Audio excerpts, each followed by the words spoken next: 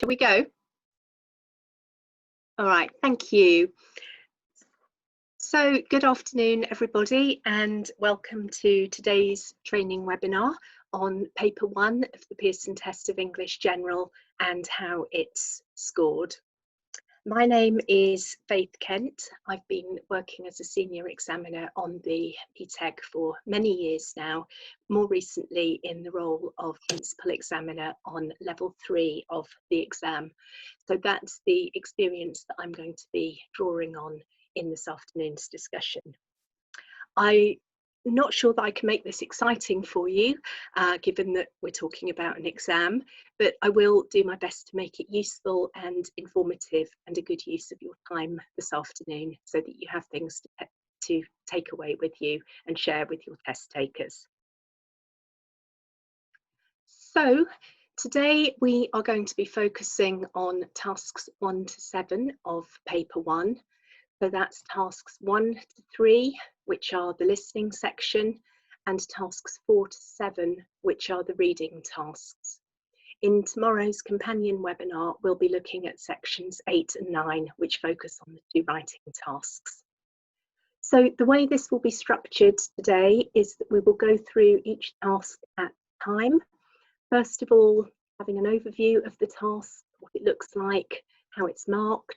We'll consider what's being tested, and then we will look in more detail at the marking of the task before going on to explore some possible approaches for test takers, and I'll then offer some tips for success. So before we begin properly, just a little bit of online housekeeping. So again, welcome, thank you for joining us this afternoon. As I've already said, the focus for today is paper 1, how it's scored, looking at sections 1 to 7 of the paper. So the session is being recorded now. It will be shared with you afterwards, so you'll have access to this again. Please, could I ask you all to mute your microphone and disable your cameras if you've not already done so that we can share the recording safely without any data protection issues. Thank you. So we are going to use level B2 on the Common European Framework, which is level 3 of the test, as our main focus for today. The main reason for this is that obviously it's not possible to include commentary on all levels of the test in such a short webinar, but mainly this is the level with the highest entry, therefore it provides a central point of reference in terms of marking, and it's also my area of expertise. I've been working on level 3 on the PTEG and its predecessors for quite a lot of years now. So let's make a start on task 1, which is our first section, and this is the multiple choice with short texts. So this task tests the candidate's ability to understand the main detail or gist in short examples of speech. There are 10 items in this section. They may either be questions or sentences to complete, and one has been done for the test taker as an example. Each question has 3 answer options. There's a box to mark beside the right one. The text may have 1 or 2 speakers. The candidate has 10 seconds to read the question stem and the answer options before they hear each recording, which is only heard once. So I couldn't get the audio for this one, but just to run through the transcript from this, it's from a television programme. So this is a sample question. These sports holidays, could we leave questions for the end? Can we type questions into the question and answer section, please? And then we can answer those at the end. Thank you. So these sports holidays certainly aren't a cheap option, but for me, this was the only drawback. I came back exhausted, but inspired. And then the question that goes with that is asking us what the speaker's opinion of the sports holiday is. A, mostly positive, B, rather critical, or C, quite mixed. So hopefully you can all see how we're arriving at A being the correct answer, because only one drawback or disadvantage is pointed to in the recording.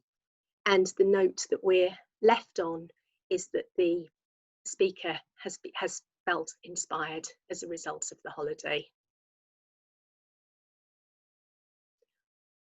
So what exactly is being tested in this task and how it's marked?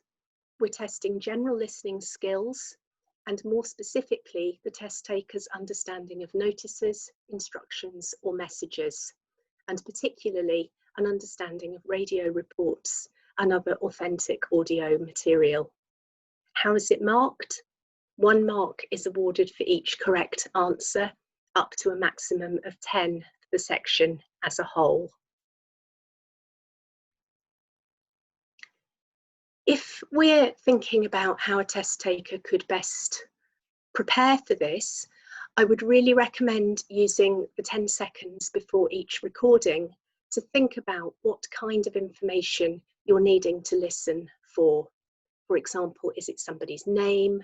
Is it a description? Is it a date, etc.? Identify the key words in the question, such as the question words and any important nouns and verbs. And I'd really encourage test takers not to be afraid to write on the exam paper. Take a highlighter, take a pencil into the exam and underline these words that matter as part of your preparation for listening to the recordings. When you're considering the 3 options, think about how they're different and think about exactly what they mean. And that may enable you to discount something before you've even properly listened. When you listen, don't just listen for the correct answer, because we are trying to trip you up and distract you in these questions, and the incorrect options may also be mentioned in the recording. If you can identify them, then you can eliminate them and more easily arrive at the correct answer. If you really don't know the answer, I would always advise having a guess, because if you don't write anything, then you definitely won't get a mark. So give it a go and don't leave any of the questions blank.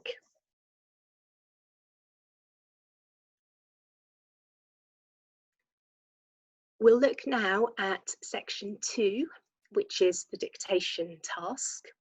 This tests the candidate's ability to understand extended speech and, importantly, to write down exactly what they have heard accurately. The test taker will listen to 1 short recording. At level 3, B2, this could have up to 50 words spread over several sentences, and there will only be 1 speaker.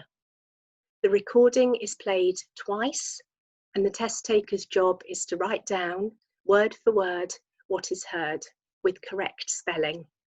We don't assess punctuation with this task, but we're looking for the words to be written down as they've been heard and for them to be spelled correctly. We don't give an example.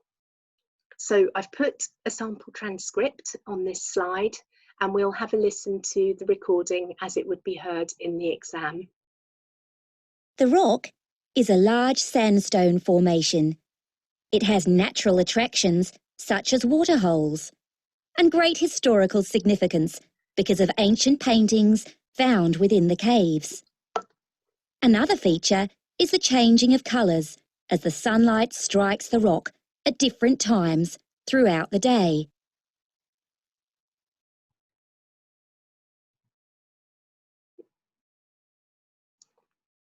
So what are we testing here? We're testing the candidate's ability to understand the main ideas of standard spoken English in a range of real situations, as well as their ability to write down what they've heard with accurate spelling and grammar. As I said before, punctuation is not assessed on this task unless it has an impact on grammar, which we'll come on to in a little while. How is it marked? It's a little bit complicated, but quite simple once you get used to it. So each word in the dictation is marked twice using two separate traits. Those are the dictation trait and the spelling trait. 1 mark can be awarded for each, which leads to a potential raw score for the task of anything up to 100 marks. This is then obviously crunched down to arrive at a more manageable mark for the listening sections. When do we award the dictation mark? We award it if the word written is a recognisable phonetic representation of the word in the recording. In other words, when the examiner looks at that word, can they see that the test taker has understood the word that they heard and have written it down in a way that represents that word? We do not award the dictation mark if the word written down is a homophone. So for example, with the word which, if it has been spelt W-I-T-C-H, when it should have been written as W-H-I-C-H, that's a different word with a different meaning, so we wouldn't give the mark. If the word written down is grammatically incorrect, for example, years with an apostrophe before the S instead of years plural, then again, that's a misunderstanding of the word and we wouldn't award the mark. Another example of that would be the use of a plural rather than a singular, such as friends instead of friend.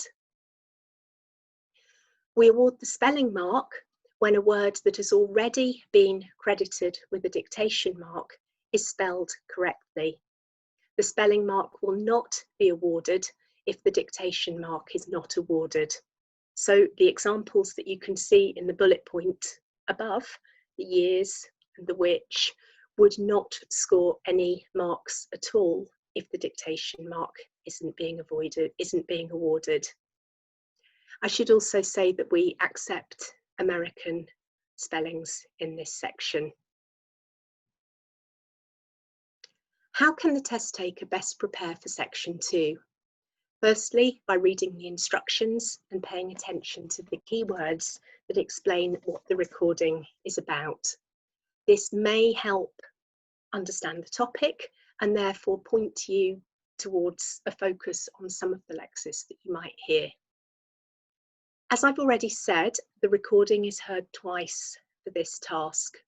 The focus of the first listening should really be on understanding the sense of what is being said and identifying and remembering some of the key words.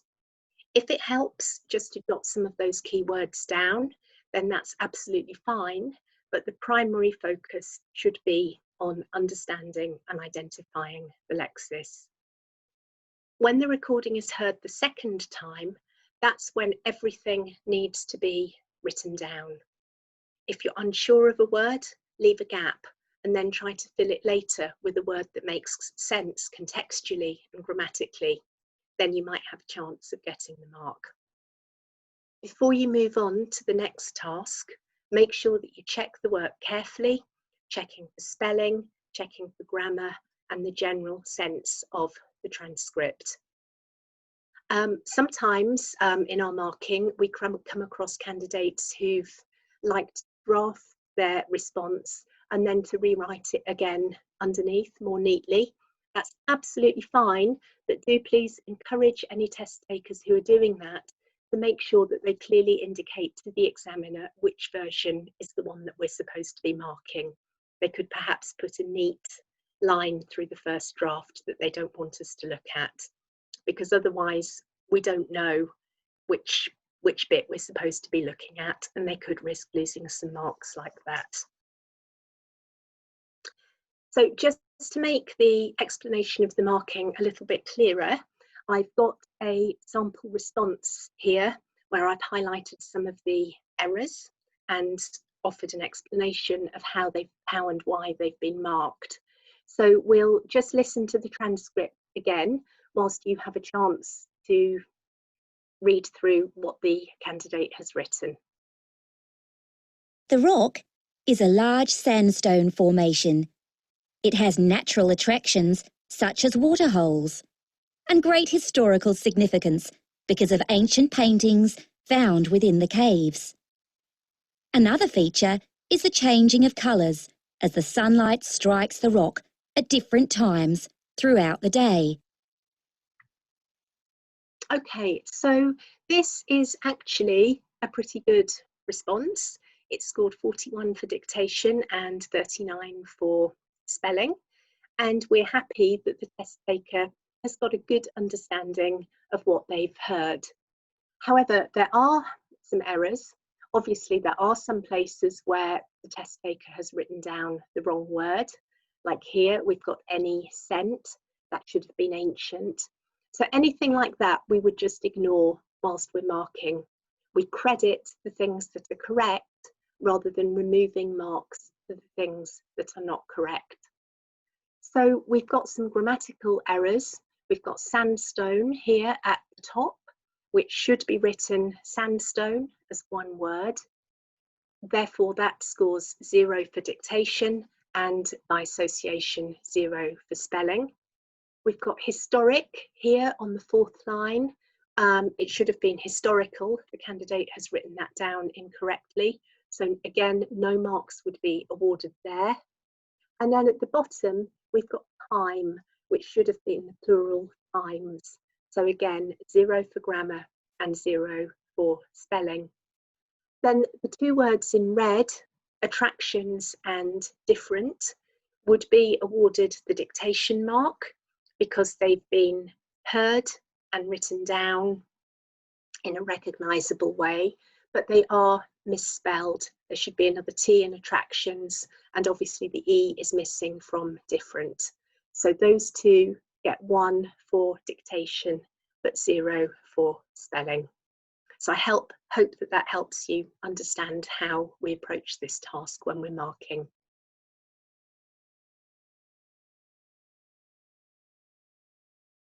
So let's move on now to the final listening task, section 3, which is the note completion task. So here we're testing your general listening skills as well as the ability to listen for specific information, which would then be used to fill in the gaps in the response text. Section 3 is in 2 parts. Each has a recording with 5 gaps to fill, making 10 questions in total. Each recording is heard twice, and the test taker's job is to fill each gap with information from the text. So let's have a listen to the recording here. What happens is you'll hear the rubric, and then there will be the gap, as there would be in a real exam situation, for the test takers to read the questions before they hear the main part of the text. Section 3. Numbers 12 to 16. You will hear a recorded message. First, read the notes below, then listen and complete the notes with information from the message. You will hear the recording twice.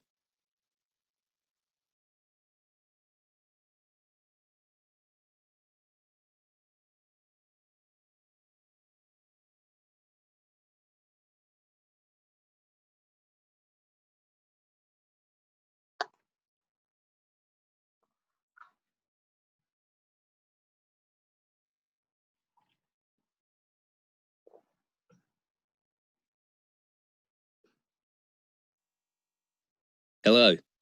You have reached the North Bank Sports Centre. Sorry, the reception desk is now closed.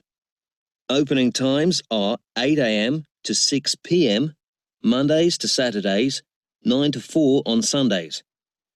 If you are thinking of becoming a member, you may like to know that we are offering a special price this month. Full membership costs just $19.50 a month, a 10% reduction on our normal charges. This entitles you to use all the centre's facilities, including the fully equipped gym and Olympic-sized swimming pool. In addition, we are offering a wide range of classes from fitness to yoga and dance.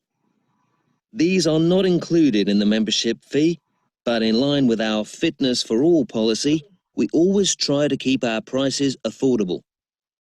For details of these offers, please visit our website at www.northbank.com or call again during office hours. Thank you for calling.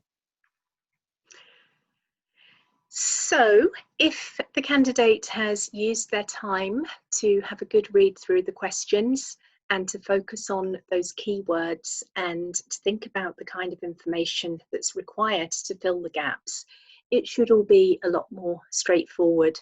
So just to focus on a couple of them, you can see for this first one, we're looking for times. Here in the STEM, we've got Monday to Saturday mentioned. So we know that we're looking for a time that's for a different day. That's for Sundays.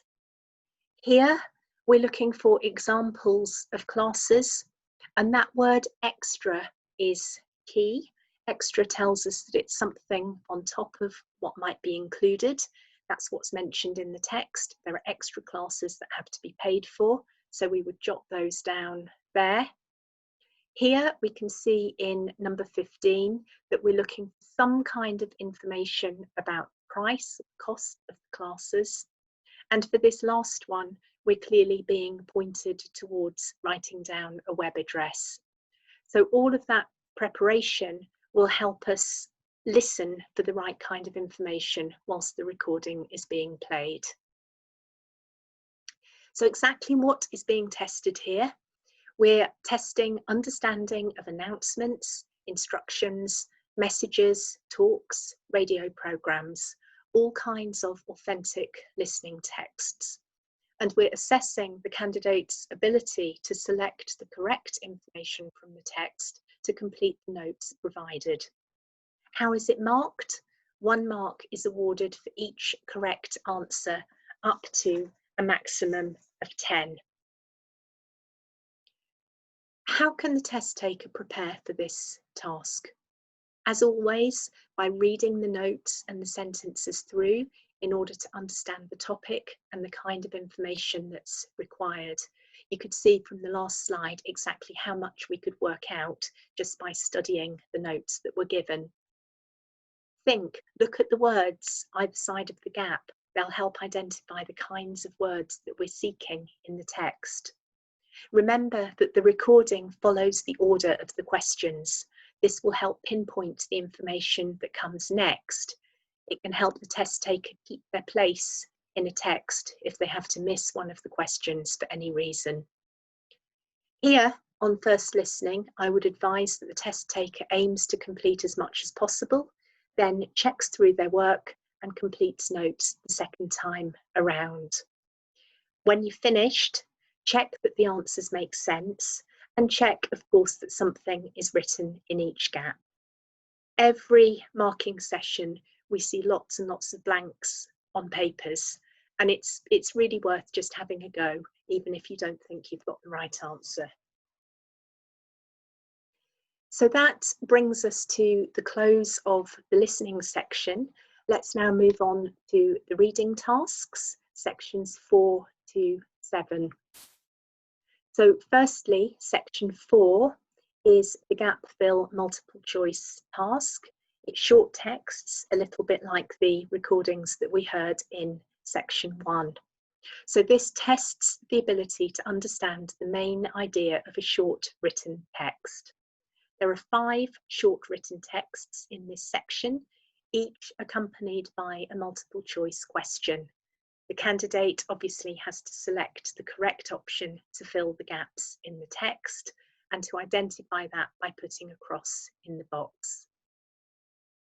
So we've got here our sample question. Our aim is to make the country fair a great family day out with good fun for all ages combined with a strong country theme. There is much to something, watch and enjoy, as well as some great shopping. So if we look at the answer options, A, explore, B, shop, C, play, we can look at them and we can think, well, play doesn't work. It doesn't collocate with the much to in the stem here. Shopping isn't likely because we've got that mentioned at the end, as well as some great shopping. So that leaves us with the correct answer, explore, which fits well with watch and enjoy and is the correct response in this instance. What exactly are we testing here? We're testing the ability to understand the purpose, the structure, and the main idea of short written texts, as well as the competence in selecting the correct word or phrase to fill the gap in the text. As usual, 1 mark is awarded for each correct answer, up to a maximum of 5 marks for this section of the paper. And how could somebody prepare for this? Firstly, by reading each text through to be clear about the topic and the purpose. Think what can be worked out about the missing word. For example, is it a noun? Is it a verb? Is it positive? Is it negative? Is it an example of something that's already in the text? Or does it provide supporting information? See if you can immediately discount any of the answer options, perhaps because they don't collocate, they don't fit grammatically, or they don't make sense within the text. And again, write something, well, have a go at each answer. Don't leave any blanks here. If you change your mind, if you put a cross in a box and then you realise it's wrong, that's absolutely fine, but please just make any alterations very clear for the examiners.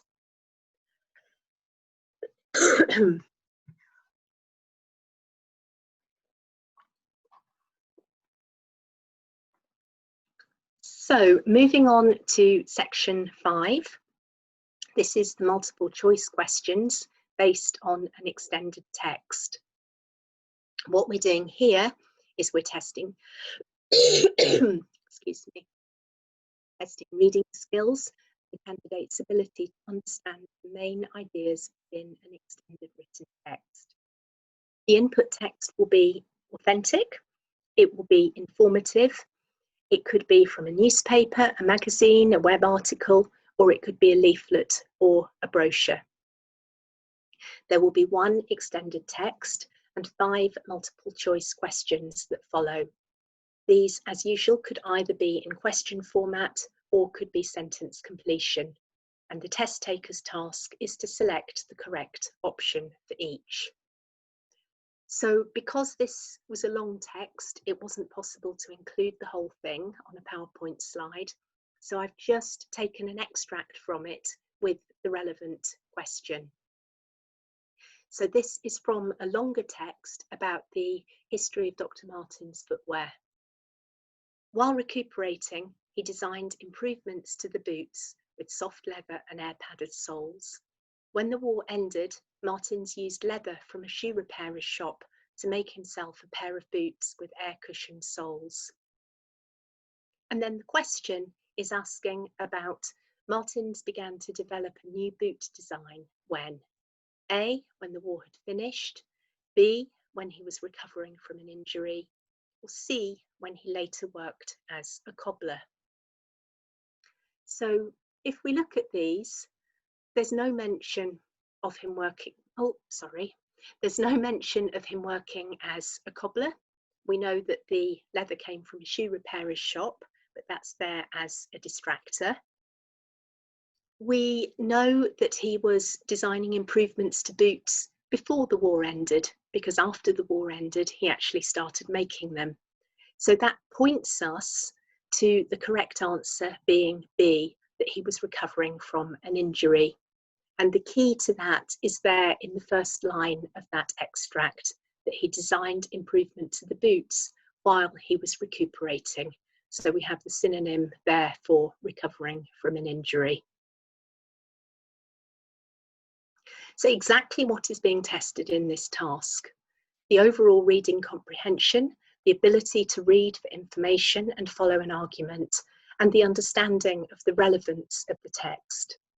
We're also looking at the test taker's ability to select the correct answer to a question or provide the information required to complete a sentence. It's marked, as many of the other tasks, by awarding 1 mark for each correct answer, up to a maximum of 5 marks for the section. How can this be approached? I would suggest reading the whole text through once fairly quickly in order to understand its focus. What information is it trying to provide? What are the main points that the writer is offering? Then read through the questions to understand the meaning of each of the options.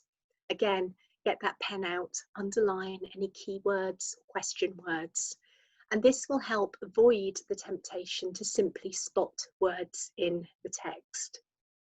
Obviously, when we instruct these questions, we are trying to lead test takers astray, so we will put some of the words in that relate to the wrong answers.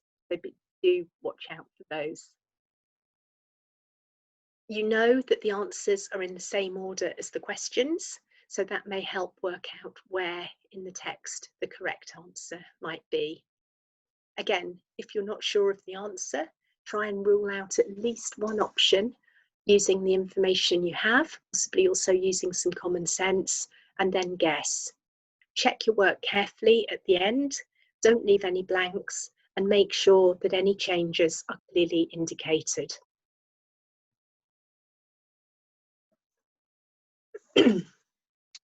Moving on now to section 6.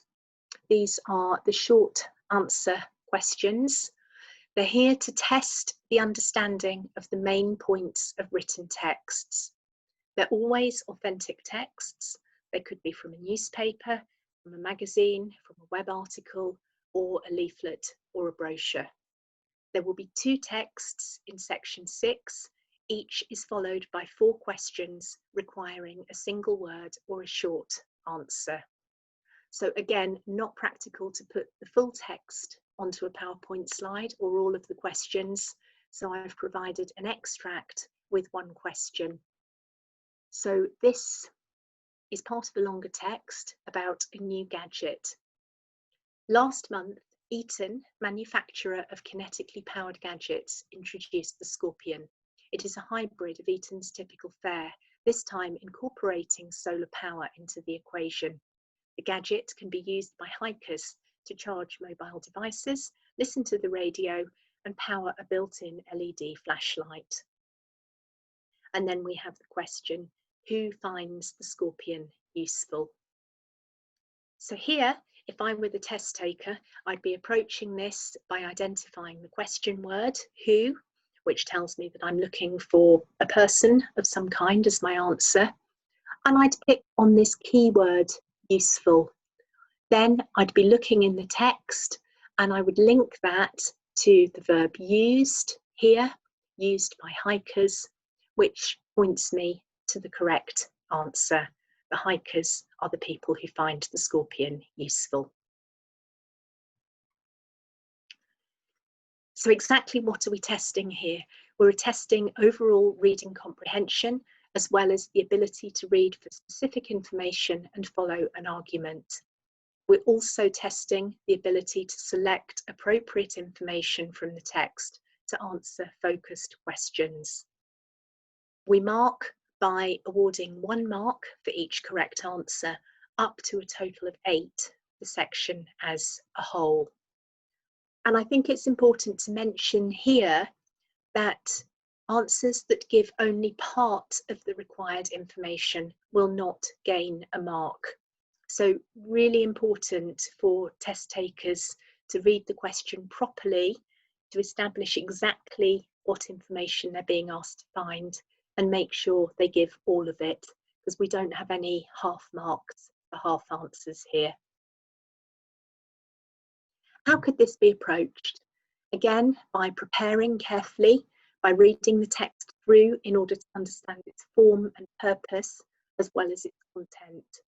By reading the questions carefully, by underlining relevant question words and keywords, which will help guide test takers to the correct answer and make sure they provide all of the information that's required to gain the mark. Do, as always, remember that the answers in the text appear in the same order as the questions.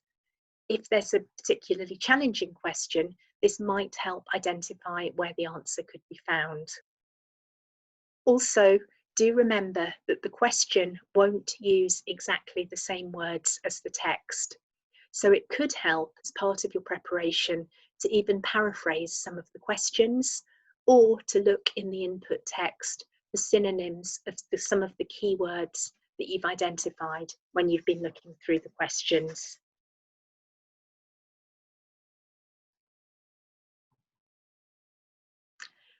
So the final section that we're going to be looking at today is section 7, which is the note completion task based on an extended text. So this task tests reading skills and tests the candidate's ability to extract specific information from an extended written text to fill gaps in summative notes. We always use authentic input texts here. They could be from a newspaper, a magazine, a website, or a textbook. There will be 7 gaps to fill in the notes. And important to remember that this is the reading text that then functions as the stimulus for the linked writing task in section 8, which follows. Again, not possible to include the full text in such a short webinar. So I've provided an extract here, followed by a gap fill question. This is from a longer text on Just Giving, an online fundraising platform. Since our launch in 2001, we've enabled over 21 million people to raise £1.5 billion for over 13,000 charities and causes in radically new ways. Our job is to make giving and raising money for charity simple, social, and rewarding. And then we have the question: the website aims to make fundraising and charity giving easy, friendly, and something. So what we could do to approach this, we could be looking for identifying the keyword aims. We could be looking here, they're trying to make it easy and friendly. We could look for synonyms for that. So we're pointed to this bit that begins our job is, and then we see easy, which works with simple, friendly, which works with social, and then we have rewarding as the third part of that group of 3 that fills the gap in the answer. What's being tested here? We're testing the candidate's ability to read and understand an authentic text and follow the writer's argument. Also, their ability to extract specific information, ideas, and opinions from a focused text, and their ability to understand a topical and opinionated piece of writing. So this is where this task differs from the previous ones, because in this one, the input text is very opinionated. It's about what somebody thinks. It's about a particular point of view, and then that's what's reacted against in the linked writing task. How do we mark this? Well, it's 1 mark per correct answer, but it's important to note the instructions in the rubric, which are that gaps should be filled with a maximum of 3 words from the text. We will not award marks for any answers which are incomplete or incorrect, but also answers that are too long, that use more than 3 words, or that are put into the test taker's own words. It's very clear in the rubric, and these tasks are designed that they can be answered with the actual words from the text. So that's what we're expecting in these answers. Finally, my tips for this would be, as always, to prepare by reading the text through thoroughly and to use surrounding words to try and work out the meaning of any unfamiliar lexis. The chances are there will be some words that test takers don't understand in this, and part of the test is working those out. Read the notes through to understand the information that needs to be found so that you know what you're looking for. Underline key words think what kind of information is required to fill each gap. Is it a number? Is it a date? Is it a place, etc.? Look for these keywords and look for their synonyms in the text. Remember that the notes follow the order of the text, and do remember that each answer must be 1, 2, or 3 words and must contain the exact words from the text. Okay, so that brings us to the end of the presentation on the paper, and I wondered if we've had any questions in the question box that I might be able to help with. Yes, we do, Faith. Thank you. Thank you very much for this very, very interesting session. There is one specific about dictation, just to confirm that this is not a word-by-word transcript of the audio. Is that right? Sorry, what I don't quite understand. Oh, sorry. The dictation then is not a word-by-word transcript of the audio file. Is that correct? Well, that's what we're hoping for. That we're hoping that the test taker will write down word for word what they've heard. Okay. There is another one related with PTE L3 listening part 1. They Yep. say there are only multiple choice tasks. I've never seen sentences to complete. Well, that's just to do with the phrasing of the stem. So some of them might begin with a question word and end with a question mark. Others might be that the answer might be the last part of the sentence. Generally speaking, they're questions, but it's just to do with the structure of the stem. That's all. It's the same kind of question. Okay, and related to that is, could the students find sentences to complete on part 1? Could they find sentences? Well, Could the students find sentences? No, because it's a listening task, so the answer has to come from the recording that they've heard. Okay, about section 6 and 7, is there a maximum number of words when answering these sections? Yes, for section 7, it's made clear in the rubric that the answer should be 1 to 3 words. Therefore, we wouldn't expect the answer for section 7 to be longer than 3 words. For section 6, no, there isn't a maximum as such, but we would expect everything that the candidate has written to relate to the answer. So if they've just sort of included lots of information which shows us that they've not been able to select what's needed to answer the question, then they wouldn't get a mark. But if they've written maybe 4 or 5 words, but it's all relevant to the answer, then that would be fine. We're looking for focus with section 6. With section 7, we are specifically looking for a word limit. Okay, there's another one. I know we are ahead of time. There are a couple more. Are the questions in each section arranged from easier to more difficult? They're not arranged in that order. There will, for each section, be some items that are easier than others.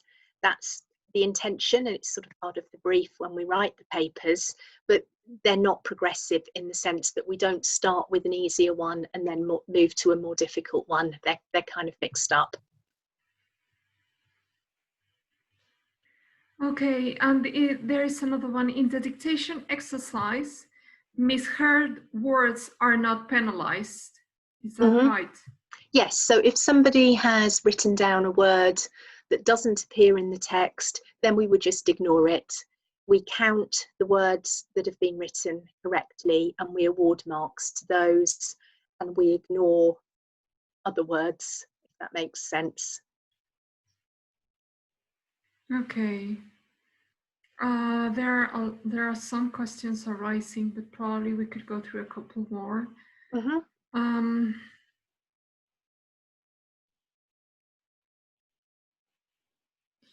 Can you confirm that a highlight pen can be used in the exam? Also, can Tipex can be used? I wouldn't recommend Tipex because I think that can possibly have issues with the scanning, because obviously when the papers arrive in this country, they're sent to a scanning facility and then we mark them online. So I wouldn't recommend Tipex. I would rather somebody put a neat line through something and then indicated the correct answer. I'm going to be honest and say I don't know 100% about highlighters. I don't see why they wouldn't be okay, but that may be something to check with somebody else. I personally can't see why they would be a problem, but it may be advisable just to check that. Okay, probably with their local test center. Yes. Yes, I mean, the thing that does cause problems for us actually is extra sheets of paper sometimes being inserted in an exam. So if somebody is, you know, wanting to write notes, it's best as far as possible if that can be on the pages that are in the exam booklet. I mean, obviously, if extra sheets are needed for continuation, that's different, but best if people can try and write their notes actually in the booklet. Okay, and we have a final one. It says, is the candidate penalized if he or she doesn't use the exact wording from the text, but a synonym in the exercises that require a written answer? Yes, in section 7, yes, we are looking for very particular answers, and it's clearly stated in the rubric that the answers should be taken verbatim from the text. But unless that is stated, then it's absolutely fine to use synonyms and to use your own words. Okay, well, I think there are some others, but I think we are very ahead of time. So there are a generic question in terms of if there are any mock examples of the test that can be used. There are practice papers, aren't there, available on the Pearson website? Yes, exactly. So I think local test centres would be able to point to those. I think there are 5 practice tests on the website. Yes, exactly, sure. And finally, yeah, we're going to be sharing the recording afterwards. There were some questions about this, so yes, indeed, we're going to be sharing the recording afterwards. And yeah, I want to thank you again, Faith, for this fantastic session, really useful, and I've learned a lot in this second time. So, on behalf of Pearson and the whole PT General team, I would like to thank you all for joining today, and we hope this session has been useful and interesting. And we're looking forward to seeing you online during the week, this week and next one. I don't know, Faith, if you would like to add anything else? Yeah, well, I'd just like to reiterate your thanks to everybody for attending.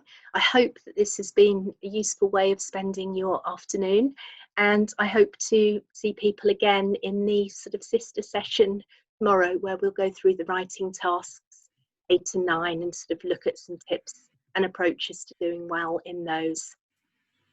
Okay, thank you. Bye-bye, everyone. Bye.